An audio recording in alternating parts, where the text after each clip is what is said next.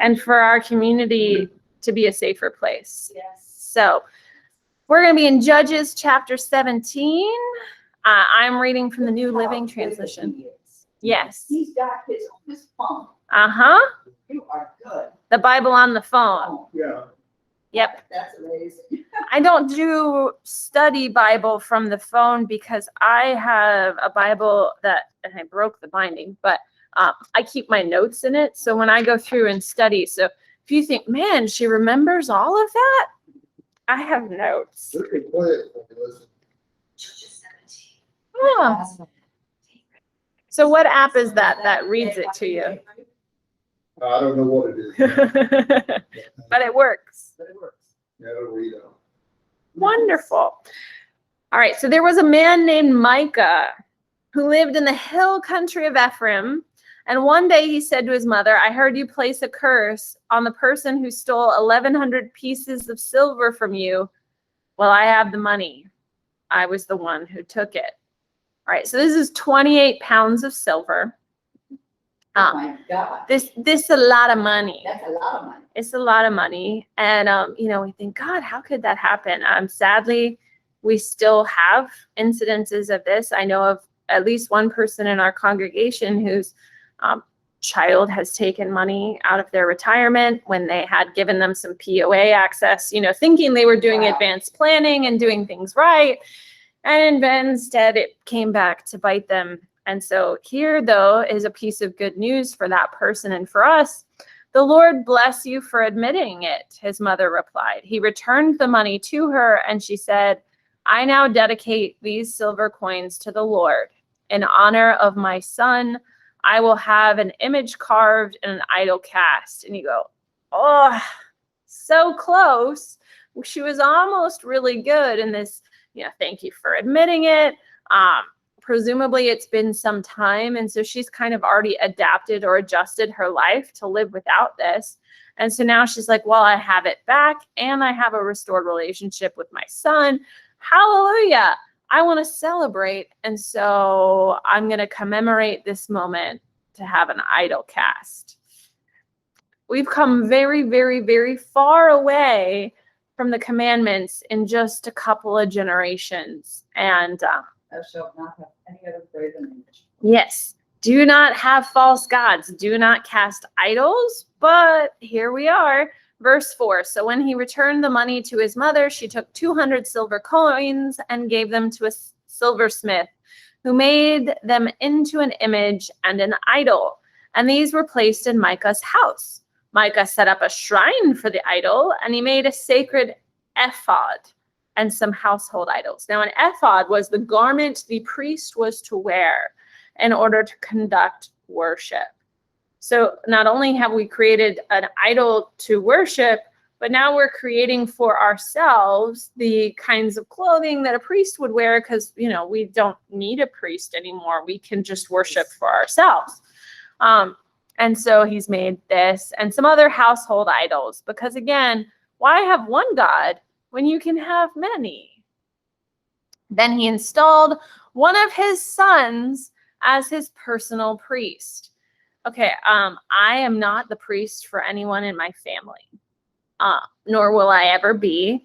So although I have family who regularly visit the church, obviously my husband attends church, but I'm not his priest.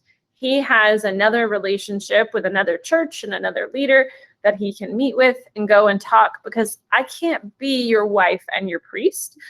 Your son cannot be your priest. That doesn't work well when you're coming to issues of morality and failure and human sinfulness. Don't cross those boundaries. But he does. In those days, Israel had no king. All the people did whatever seemed right in their own eyes. So one day, a young Levite who had been living in Bethlehem in Judah arrived in that area. We hope this is good foreshadowing. Levites, remember, were a tribe dedicated to right worship of the Lord, caring for the temple, and he's coming into the area, so we hope that he's going to bring true religion with him. Let's see if that's what happens.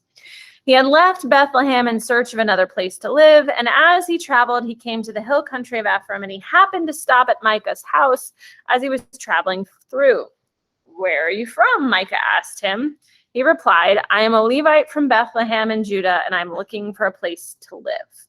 "Stay here with me," Micah said, "and you can be a father and priest to me. I will give you 10 pieces of silver a year, plus a change of clothes and your food." The Levite agreed to this, and the young man became like one of Micah's sons. So some backstory here. There are no Holiday Inns. There are no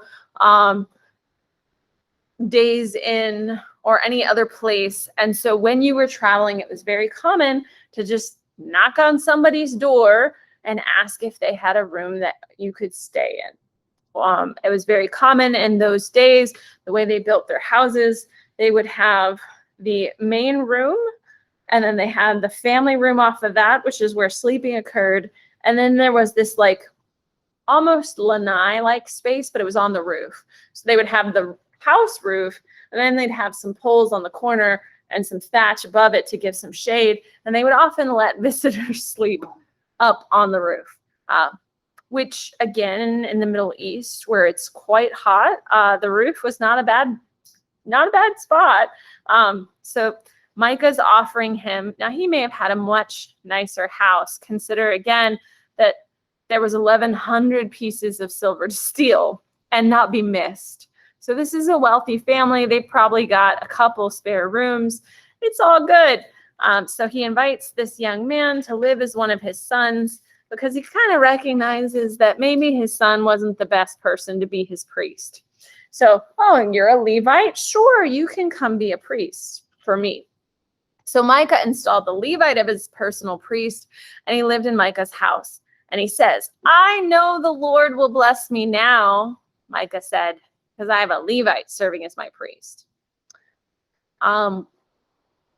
Very transactional relationship with God. I did this for you, so therefore you're going to be happy with me and bless me.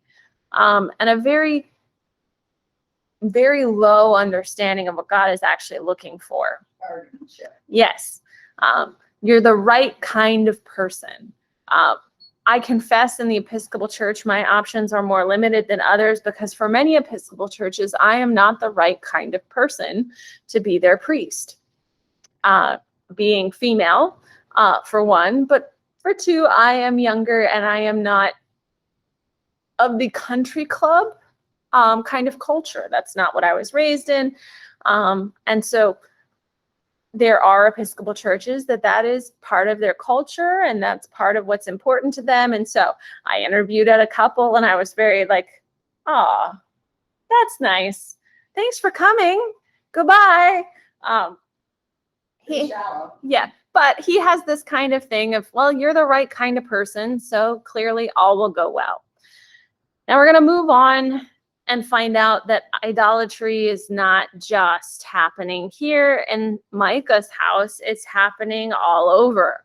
Chapter 18, now in those days, Israel had no king, and the tribe of Dan was trying to find a place where they could settle. For they had not yet moved into the land assigned to them when the land was divided among the tribes of Israel. So the men of Dan chose from their clans 5 capable warriors from the towns of Zorah and Eshtaol to scout a land for them to settle in. So again, they had a land. They chose not to go into it because that would be too hard. It would require too much battle, or they just didn't want it. They didn't value what had been given to them. And so they're off looking for something else. So when the warriors arrived in the hill country of Ephraim, and they came to Micah's house and spent the night there. So we have, not only is there idolatry, there's conflict instead of unity between the tribes. We now see the tribes trying to take away from one another. Rather than going forward and taking over the land and making good progress, it's like, well, you've got it easy. You've got more than enough. Give me some of what you have. And we've all met people like that. All right, so here they are at Micah's house. And while at Micah's house, they recognized the young Levite's accent. So they went over to him and asked him, "Who brought you here? And what are you doing in this place? Why are you here?" He told them about his agreement with Micah and that he had been hired as Micah's personal priest. Then they said, ask God whether or not our journey will be successful. So we've also lost the ability to connect with God at all as ourselves, and we need someone else to do that for us. Like a soothsayer. Yes. This is one of the greatest dangers of the church, is that when there's not a lot of depth, or when we're not in deep relationship, we can revert to, well, we pay you to do that. We pay you to tell us what God wants. We pay you to connect our needs with God's supply, and that's your job. And so this is what we've gotten into, is this transactional place. And so this guy is not a very good priest.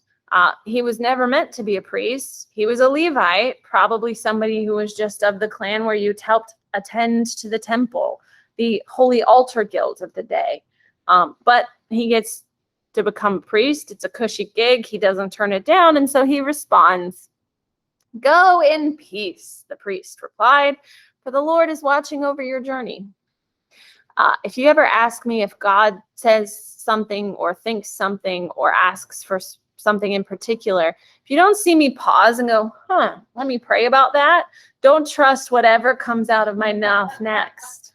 Because again, operating in human wisdom, but masquerading as God's divine wisdom. So the 5 men went on to the town of Leicester, where they noticed the people living carefree lives like the Sidonians.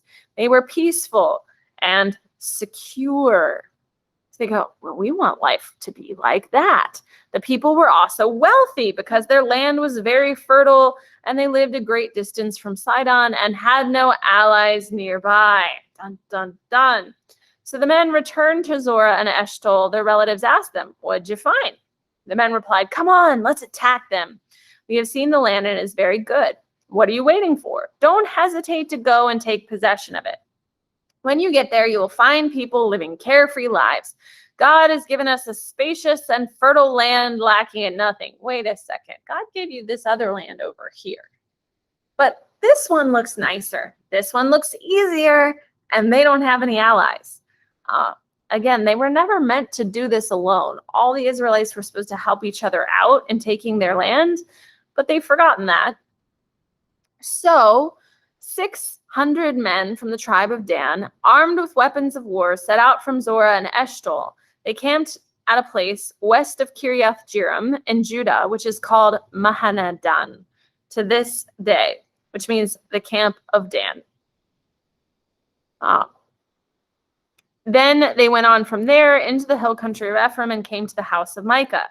The 5 men who had scouted out the land across Laish explained to the others, "These buildings contain a sacred ephod, as well as some household idols, a carved image, and a cast idol.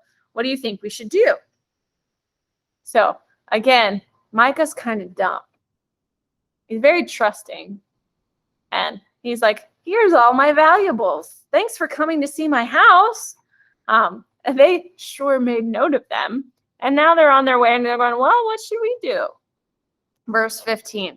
Then the 5 men turned off the road and went over to Micah's house where the young Levite lived and greeted him kindly. As the 600 armed warriors from the tribe of Dan stood at the entrance to the gate, the 5 scouts entered the shrine and removed the carved image, the sacred ephod, the household idols, and the cast idol. Meanwhile, the priest was standing at the gate with the 600 armed warriors. Again, bought loyalty is only loyal as long as the bought price is good. 600 warriors versus 10 silver a year at a house that might about be destroyed. I think I'm going to go with you guys now. When the priest saw the men carrying all the sacred objects out of Micah's shrine, he said, "What are you doing?" Initially, is there indignation? No, he had no indignation at the idolatry going on, but now he's like, well, you're stealing. And so they replied, verse 19, "Be quiet and come with us." They said, "Be a father and a priest to all of us. Isn't it better to be a priest for an entire tribe and clan of Israel than for the household of just one man? Hey, we can offer you more glory, more respect, more power, more people, more followers. This is often the greatest challenge for churches, is that when they are small, they bring someone in who works with them for a while, and then they go on and move on to somewhere bigger. And that's seen as just sort of a natural progression, when in reality, if you're called to serve a people in a place, who gets to decide when that call is done? I don't think more people is the criteria, but it is for this young man. The young priest was quite happy to go with them. So he took along the sacred ephod and household idols and carved image. He's led astray by his own greed and his own ambition. And they turned and started on their way again, placing their children, livestock, and possessions in front of them. When the people from the tribe of Dan were quite a distance from Micah's house, the people who lived near Micah came chasing after them. They were shouting as they caught up with them. The men of Dan turned around and said to Micah, "What's the matter? Why have you called all these men together and chased after us like this?" "What do you mean, what's the matter?" Micah replied. "You've taken away all the gods I have made and my priest, and I have nothing left." The men of Dan said, "Watch what you say. There are some short-tempered men around here who might get angry and kill you and your family." So like, oh yeah?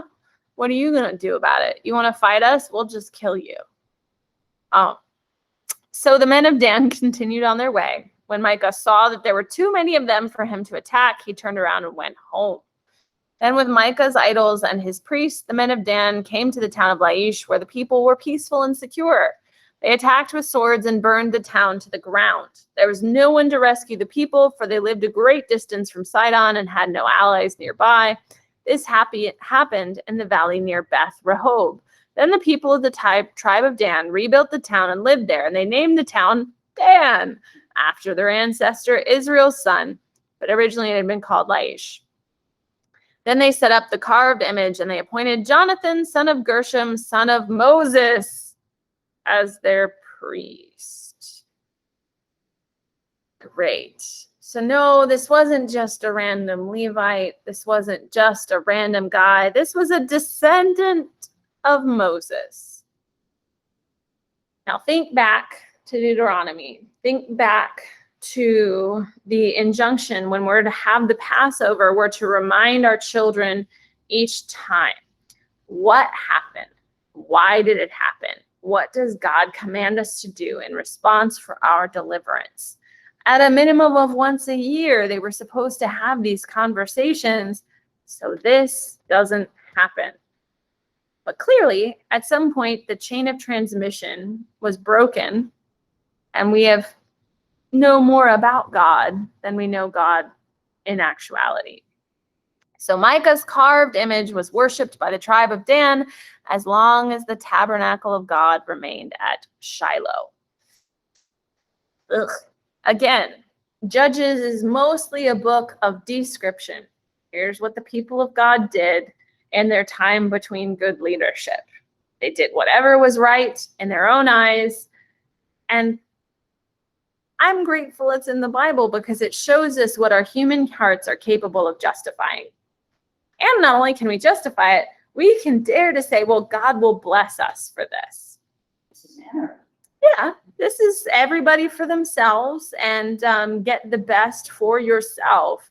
God created us to live in community. And when those communal bonds are broken, it's very easy to justify just about whatever you want because you want it.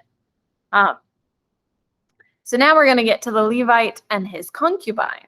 Chapter 19. Now in those days, Israel had no king. There was a man from the tribe of Levi living in a remote area of the hill country of Ephraim. And one day he brought home a woman from Bethlehem in Judah to be his concubine. But she became angry with him and returned to her father's home in Bethlehem. So this is one of the joys of translation. Hebrew, when it is written originally in these texts, has no vowels. There are later some additions of dots, dashes, or this little T symbol that they would put above the consonants that would indicate the vowel pronunciations. But because those aren't in the earliest, sometimes we get some little vague points where we're not really sure what the word was. It could have been a couple of options depending on the vowels you put in it. This is one of those places. And so you may have a footnote that says, or she was unfaithful to him. So she was either angry or she was unfaithful to him. But either way, she left him and she goes back to her father's home in Bethlehem. Now, after about 4 months, her husband set out for Bethlehem to speak personally to her and persuade to come back. He took with him a servant and a pair of donkeys. When he arrived at her father's house, her father saw him and welcomed him. So is she the concubine? Is she the wife? It's not super clear. It's a little of both. Think about it, the people who call them married, but it's a common law. We've lived together for so long, we might as well be married, but we haven't taken vows before God in a church and probably not filled out any legal paperwork either. But, he's missing her. He goes out after her, goes to dad's house to get her to come back. And he brings a servant and a pair of donkeys. So this is why I go, she might have just been mad. Maybe he expected her to do all the housework. Maybe she's schlepping and doing all the field work too. So look, I brought a servant. I got someone to help you around the house. And I got a pair of donkeys to help in the field and carry the water. So you won't have to work so hard. I'm sorry, baby. That's my interpretation. Take it for the grain of salt that it is. When he arrived at the father's house, father welcomed him. Father urged him to stay a while. So he stayed there 3 days, eating, drinking, and sleeping there. On the 4th day, the man was up early, ready to leave. But the woman's father said to his son-in-law, have something to eat before you go. So the 2 men sat down and had something to eat and drink. Then the woman's father said, please stay another night and enjoy yourself. The man got up to leave, but his father-in-law kept urging him to stay. So finally he gave in and stayed the night. On the morning of the 5th day, he was up early again, ready to leave. But again, the woman's father said, have something to eat, then you can leave later this afternoon. So they had another day of feasting, and later as the man and his concubine and servant were preparing to leave, his father-in-law said, look, it's almost evening. Stay the night and enjoy yourself. Tomorrow you can get up early and be on your way. But this time the man was determined to leave. So he took his 2 saddled donkeys and his concubine and headed in the direction of Jebus, that is Jerusalem. It was late in the day when they neared Jebus, and the man's servant said to him, let's stop at this Jebusite town and spend the night there. No, his master said, we can't stay in this foreign town where there are no Israelites. Instead, we will go on to Gibeah. Come on, let's try to get as far as Gibeah or Ramah, and then we'll spend the night in one of those towns. So again, we go, wait, Jebus, Jerusalem, how is that not an Israelite town? Well, it's not yet. Remember, there were all these lands that they had divided and said, this is going to be your land, but they haven't actually taken them over. Jebus, Jerusalem, is one of those cities that has not yet been taken and conquered for the Israelite people. And he's going, not going to stay with people who aren't our allies. That just seems unwise. So he says, let's go a little farther, try and get to one of these towns. So they went on, and the sun was setting, and they came to Gibeah, a town in the land of Benjamin. So they stopped there to spend the night, and they rested in the town square, but no one took them in for the night. This is a huge deal. This is a big, big, big red flag sin, glaring, oh my goodness, this town has gone way far away from the Lord. If you had somebody who came and showed up on your doorstep and asked to spend the night in your guest room, you'd go, no. That's not going to happen. Middle Eastern culture, long, long, long ago, there are no hotels, there are no inns. It was considered a point of pride to provide hospitality to the stranger if they were the right kind of stranger. So you had to be a friend of a family member. Who are your people? So again, he's in a Benjamin town, but he's not a Benjamite. And they go, you're not our kind of people anymore. Further showing the fragmentation among the tribes of Israel that shows they don't value one another the way they used to. And this is where he wanted to get to. He's like, let's get to Gibeah or at least Ramah. So this is someplace that he thought for sure someone's going to take them in and give them hospitality. But that evening, an old man came home from his work in the field. He was from the hill country of Ephraim, but was living in Gibeah, where the people were from the tribe of Benjamin. When he saw the travelers sitting in the town square, he asked them where they were from and where they were going. We have been in Bethlehem and Judah, the man replied. We are on our way to a remote area in the hill country of Ephraim, which is my home. I traveled to Bethlehem, and now I'm returning home, but no one has taken us in for the night, even though we have everything we need. We have straw and feed for our donkeys and plenty of bread and wine for ourselves. He's like, look, we just need a roof over our head. We're not asking you to cook us a 5-course meal and take care of our donkeys. We're good. So the man says, you are welcome to stay with me, the old man said. I will give you anything you might need, but whatever you do, don't spend the night in the square. Do you remember those stories about Sodom and Gomorrah? And the whole don't spend the night in the square? Okay. So Sodom and Gomorrah, they're traveling, and the angels are traveling amongst the people, and it's not real clear that they're angels. And so they go and they're in the square, and someone comes and they're like, oh, you can't sleep here. It's not safe. Someone will come and attack you. Come stay with me in my house. And so they do that, and they come, and still the people come and they go, hey, those visitors, we want them. We were going to have sex with them. Yep. That one brings it back. And so this shows that Israel has become as bad as Sodom and Gomorrah. They're in the depths of depravity, that it is not safe in their land anymore. So he takes them home with him, and he fed the donkeys. And after he washed their feet, they ate and drank together. So again, you're traveling. Shoes are not really a thing either. You have sandals, and you're traveling, and there's no paved roads. So it's very dusty and it's dirty, and your feet are gross. So one of the things that you would do for people who come into your house is you would wash their feet so that they didn't bring all that road junk into your house. It's a humble thing to do, but it is also a thing that shows the depth of welcome to people. So they ate and they drank together, and while they were enjoying themselves, a crowd of troublemakers from the town surrounded the house, and they began beating at the door and shouting, the old man, bring out the man who's staying with you so we can have sex with him. Remember, when God tells the Israelites to go into this foreign land, and he says, kill everybody because they're going to lead you astray. They're going to lead you into their own customs, their own ways of worship, and their own selfishness. And so one of the practices of the surrounding culture was sexuality in exchange, meaning you want to get something, well, you owe me sex. Also, fertility goddesses were a very big thing. So if you wanted your crop to be fertile, you would go and have sex with the temple prostitutes, because that emulation of fertility would result in fertility for your land. All again, the Bible's full, full all kinds of stuff.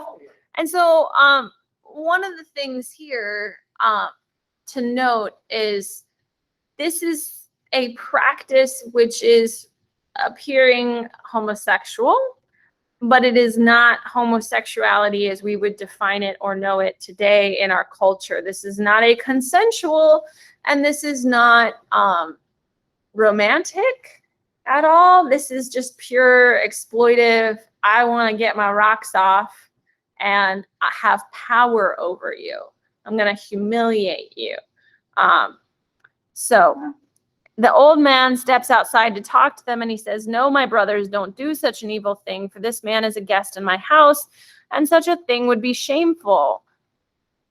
Sounds good. And then he goes on, here, take my virgin daughter and this man's concubine. I will bring them out to you, and you can abuse them and do whatever you like, but don't do such a shameful thing to this man. Holy moly. Yeah.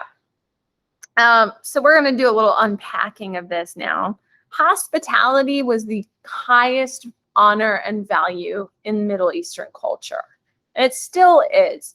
So to have your hospitality violated was an extreme shame-producing event. But men were valued higher than women. And so what we see here, however, is men valuing their own honor above the honors of those that are supposed to be in their care. This is not what God says. This is not what is the right thing to do. But these are things that still happen today, particularly in areas torn by war and strife, is the sacrifice of some for the good of others. So the men folk who are saying, nah, won't listen to him. So the Levite took hold of his concubine and pushes her out the door. To save myself, here you go. So the men of the town abused her all night, taking turns raping her until morning. Finally, at dawn, they let her go.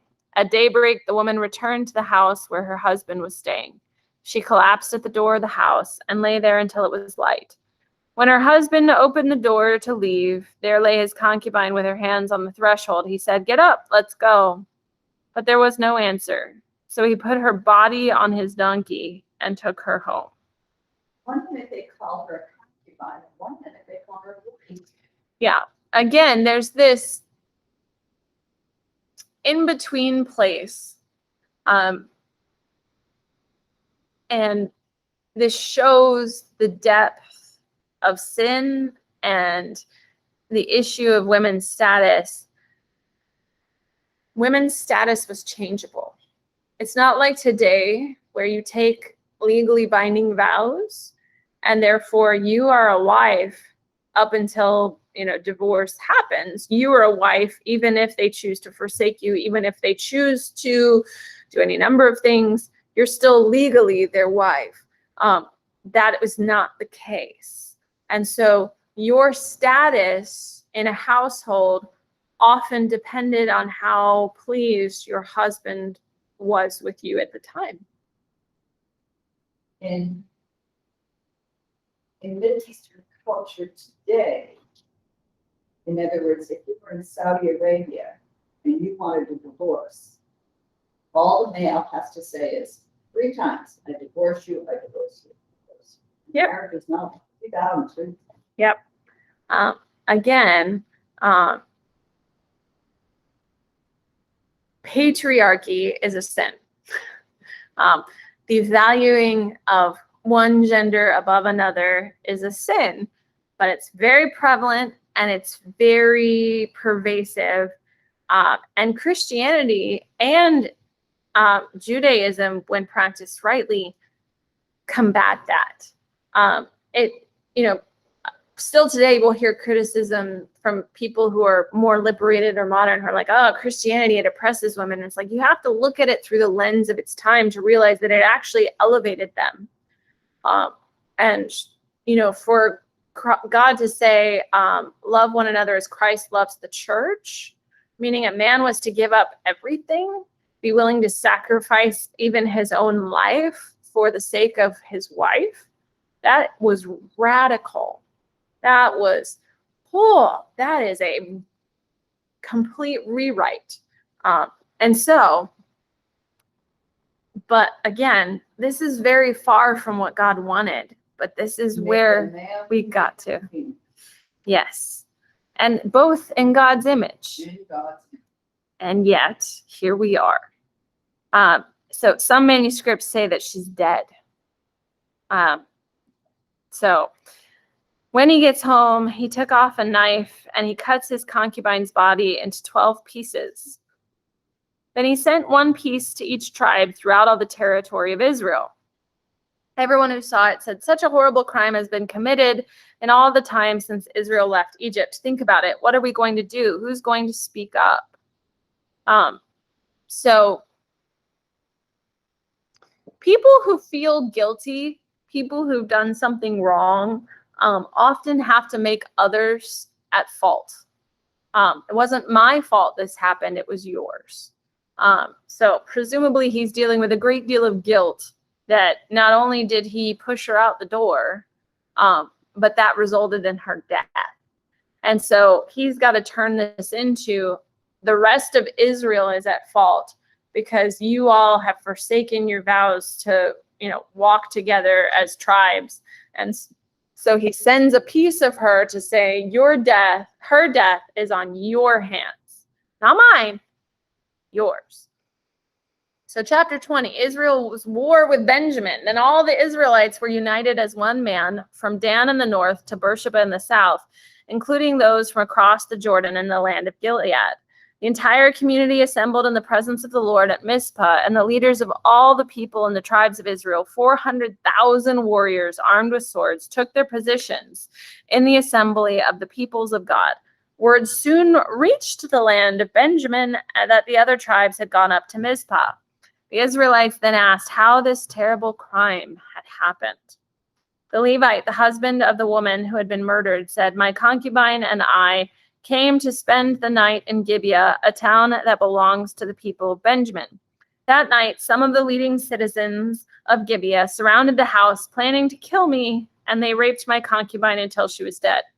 Notice he tells a little lie here. Sure does. They were going to kill me. No, they were going to rape you, which is still not okay. It's still not good. But, he's like, I did what I had to, or I was going to die. And they raped my concubine until she was dead. Nothing about I pushed her out of the house to save myself. So I cut up her body into 12 pieces and sent the pieces throughout the territory assigned to Israel, for these men have committed a terrible and shameful crime. Yes, they have. Now then, all of you, the entire community of Israel, must decide here and now what should be done about this. And the people rose to their feet in unison and declared, "None of us will return home. No, not even one of us. Instead, this is what we will do to Gibeah. We will draw lots to decide who will attack it. 1/10 of the men from each tribe will be chosen to supply warriors with food, and the rest of us will take revenge on Gibeah of Benjamin for this shameful thing they have done in Israel." So all the Israelites were completely united, and they gathered together to attack the town. Bamboozled them, didn't he? He sure did. Wow. But this is actually the tribes doing the right thing and uniting for justice. They are recognizing the depravity that is present, and they are determined to drive it out from their community. Often unity comes after some of the greatest tragedies. We've seen that in our own nation in the wake of 9/11 or in World War II. We are united when things impact us personally, when we feel that our honor is attacked. And so the Israelites send messengers to the tribe of Benjamin saying, "What a terrible thing has been done among you. Give up those evil men, those troublemakers from Gibeah, so we can execute them and purge Israel of this evil." So they do the right thing again, and That's Machiavellian. The end justifies the means. yeah. But they're doing the right thing in justice by asking specifically for the perpetrators to give up. They're not saying you're all evil, you're all bad, because this happened in your town, you all deserve to die. They're saying, hey, this happened in your town. Give up the people who did it so that they can pay and the evil will be purged. But instead, what happens? The people don't listen. Benjamin says, nah. Instead, they come from their towns and gather at Gibeah to fight the Israelites. In all, 26,000 of their warriors armed with swords arrived in Gibeah to join the 700 elite troops that lived there. Among Benjamin's elite troops, 700 were left-handed, and each of them could sling a rock and hit a target within a hair's breadth without missing. Israel had 400,000 experienced soldiers armed with swords, not counting Benjamin's warriors. So the Benjamites placed their loyalty to the tribe above their loyalty to God's law. Because remember, there are specific laws dealing with justice and how you are to mete out justice when people do wrong. The Bible is not naive. They assume people are going to do wrong at some point, and there's a mechanism for justice. But the Benjamins are like, nah, these are my brothers, man, ride or die. So here we go. And it mentions that they're left-handed, and you're like, what does that have to do with anything? So in sword fighting, and most people being right-handed would fight all the same.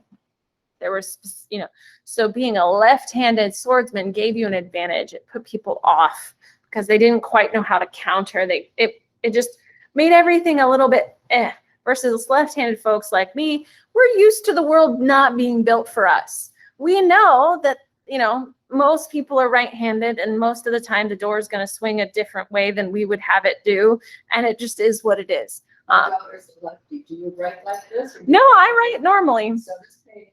But yeah, so the left-handed folks, they're pretty prideful in their sense of, well, we've got this. But before the battle, the Israelites went to Bethel and asked God which tribe should go first to attack the people of Benjamin. So, wow, for the first time in at least 3 chapters, we finally ask God something. Imagine that. So what happens? What does God say? The Lord answers, Judah is to go first. So the Israelites left early in the morning, camped near Gibeah. Then they advanced their warriors towards Gibeah to attack the men of Benjamin. But Benjamin's warriors who were defending the town came out and killed 22,000 Israelites on the battle that day.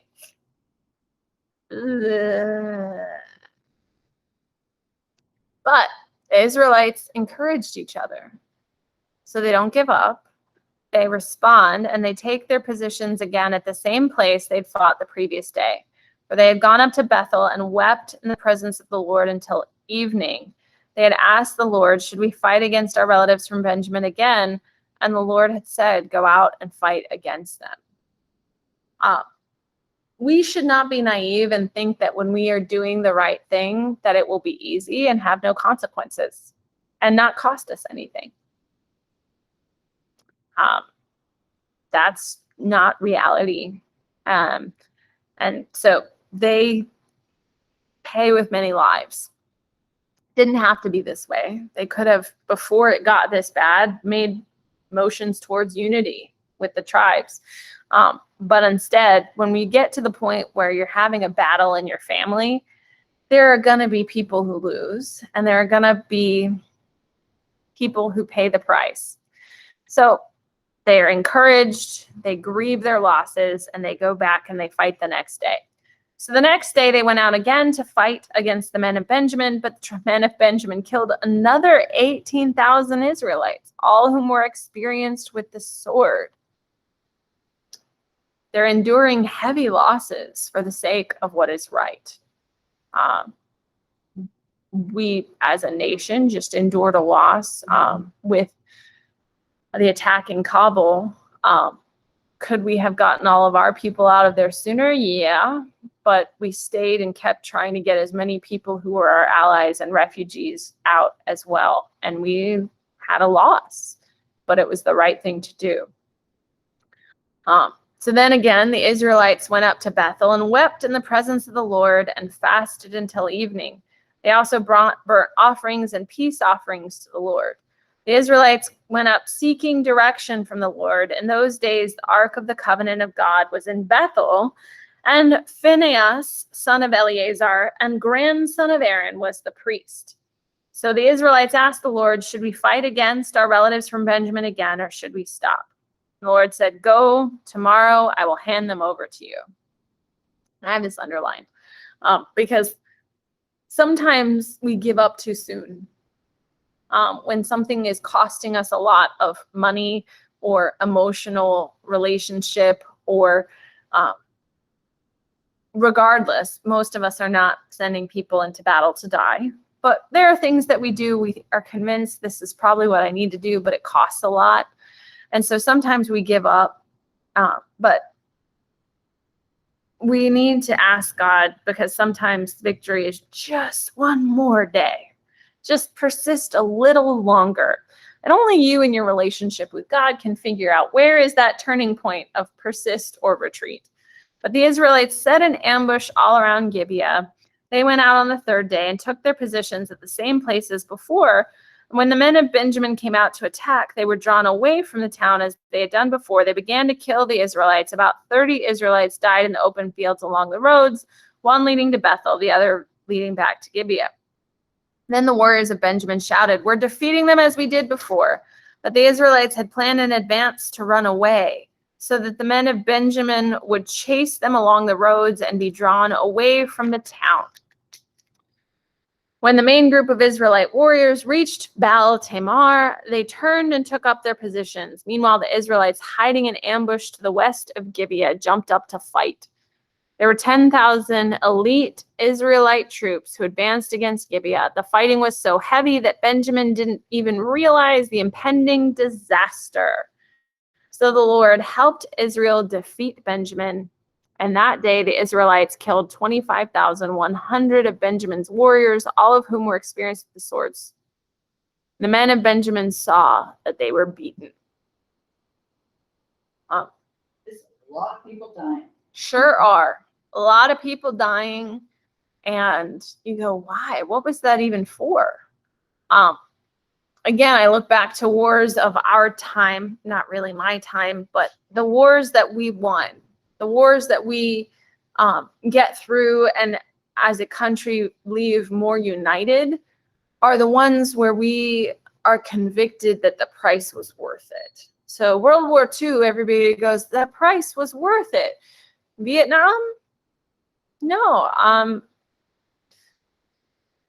We realized that the cost was too high and there was no clear field for victory. And I think we're in that place now with Afghanistan as well, of the cost was very high. We're 20 years into this war. There's no sign of anything real change. I heard one of the former generals say, this was not a 20-year war. This was 20 of 1 year war. Yeah. Nothing ever changed. Yeah. And Ken knows, my first husband was killed in Vietnam. So what has ever changed? Yep.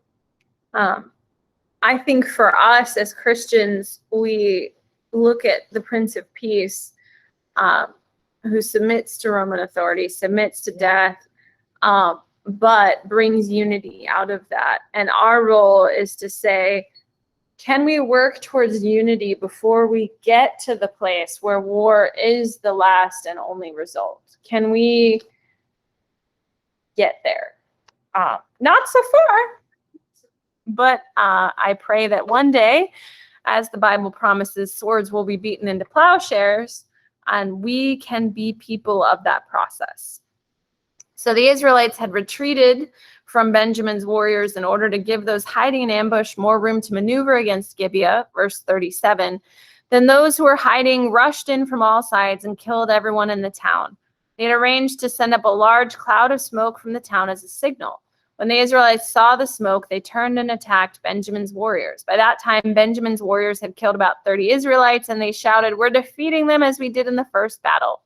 But when the warriors of Benjamin looked behind them and saw the smoke rising from the sky from every part of the town, the men of Israel turned and attacked.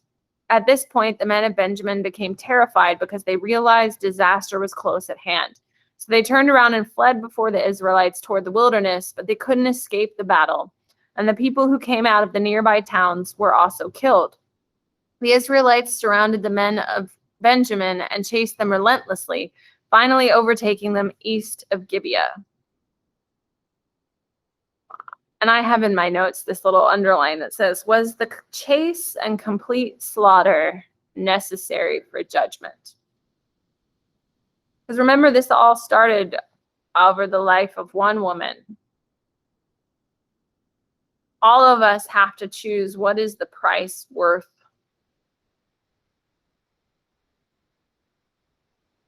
It's pretty harsh. That day, 18,000 of Benjamin's strongest warriors died in battle.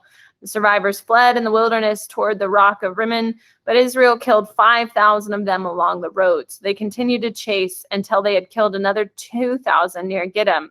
So that day, the tribe of Benjamin lost 25,000 strong warriors armed with swords, leaving only 600 men who escaped the rock of Rimmon, where they lived for 4 months. And the Israelites returned and slaughtered every living thing in all the towns, the people, the livestock, everything they found. They also burned down all the towns they came to. So they're so mad about the losses that they've incurred that they take it out on women and children.